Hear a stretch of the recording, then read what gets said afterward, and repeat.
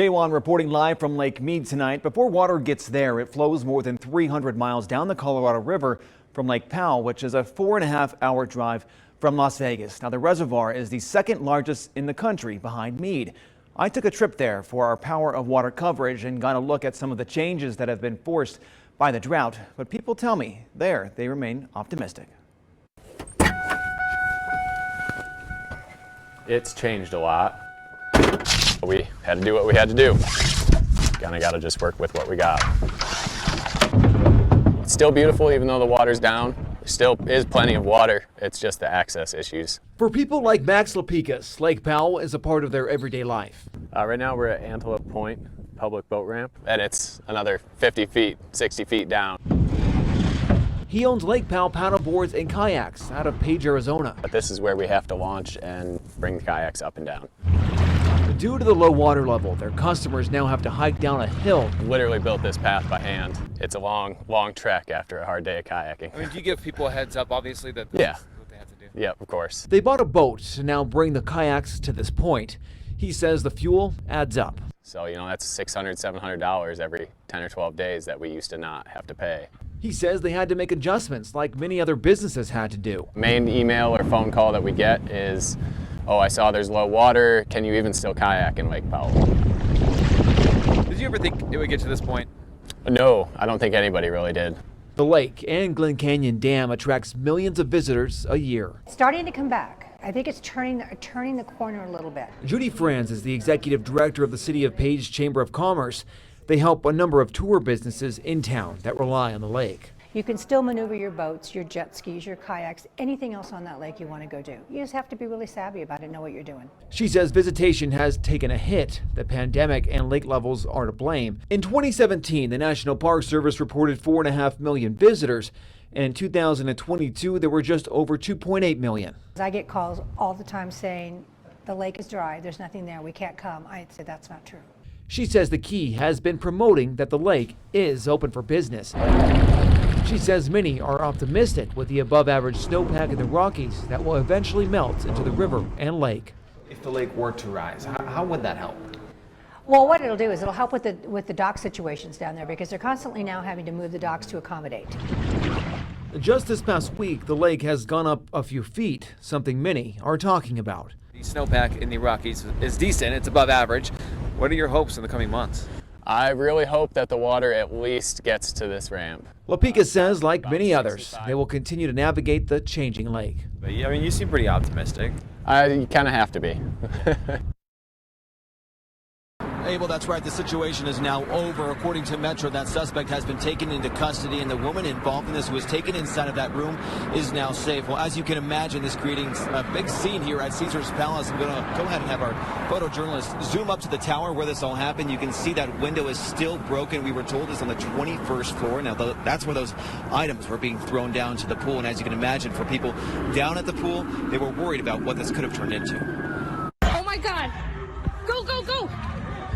Go, go! It was a frightening scene at the Caesars Palace pool as items were being thrown from one of the towers. It broke, and we saw it fall, and then stuff started coming out, and he was throwing things out of the window, like glass was falling out, mirrors, TVs, coffee maker, everything you could think of was just coming out of the window. See, right there. Police say around 9 Tuesday morning, a man barricaded himself inside this hotel room, along with a woman he forced into the room with him. SWAT and Metro Police could be seen around the property trying to defuse the situation. After the window was broken and items flew, people were evacuated from the pool area. Emma and Truman Snyder from Wisconsin were there as people ran for safety.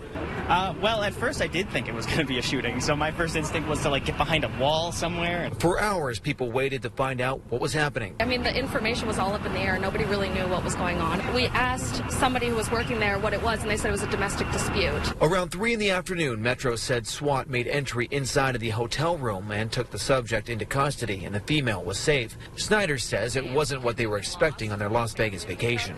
It was really, really surreal and very scary. All right, now back out here live, taking another look at that broken window there on that tower here at Caesar's Palace. The drapes were taken down, and we have seen some employees inside of that room. But Truman and Emma said they didn't see anybody get hurt from those items that fell from that room, but they said they did see some people fall as they were running from the pool. Now, Shakira Hawkins is also standing by. She spoke with someone who was on that floor when this all unfolded. Shakira. And another semester wraps up at UNLV, and that means graduation for hundreds of students. Thank you for joining us on Channel 13 Live at 6 tonight. I'm Trisha Keene. And I'm Joe Moeller. Today, 2 ceremonies took place. Despite the recent tragedy on campus, the university moved forward with the planned commencement. 137. So just a weird way to end it. All right, let me look for it. To celebrate with students. Yeah, a medium t-shirt. Would you like anything else? Parents and loved ones received flowers and t-shirts to remember the class of 2023. Congrats to your guys. As students walked in, they know this graduation felt a little different. I've talked to some of my friends who are also graduating. We all kind of feel it just made it feel incomplete a bit. Just it's not whole. Nearly 2 weeks ago, a gunman walked onto campus, killing 3 faculty members in the school's business building. The gunman was killed by police. It wasn't how Harrison Jones pictured his time at college ending. It kind of just suddenly ended in such a sad way. But we're here to celebrate today, and it's still exciting. As the ceremony got started, a moment of silence was held for the 3 victims. Provost Chris Havey touched on the tragedy and the victims.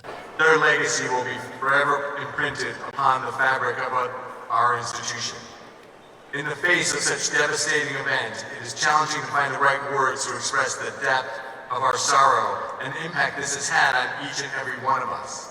The university president talked about the decision to hold the ceremony. We cannot allow the heinous actions of one individual to overshadow the collective achievements and the dreams of our graduates. Also at the Thomas and Mack, I'm so proud of her. many happy parents and loved ones. After I just saw, the police and the people who are taking care of this campus right now, I feel more secure about it. I also spoke to Selena Moreno. I'm grateful that the police stepped in when they did and saved. With the tragedy behind her, like many others, she is looking forward to what is next. The city is full of opportunities, so I'm so excited to see what's out there for me.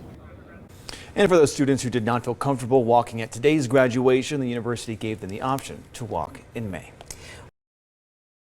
Welcome back. Well, while impacts of the pandemic are winding down, one business in the Laughlin area has been feeling the frustration for years. Owners of Laughlin River Cruise ordered a brand new yacht back in 2019, and after a number of pandemic delays, it's finally on the water. I would definitely come down to Laughlin.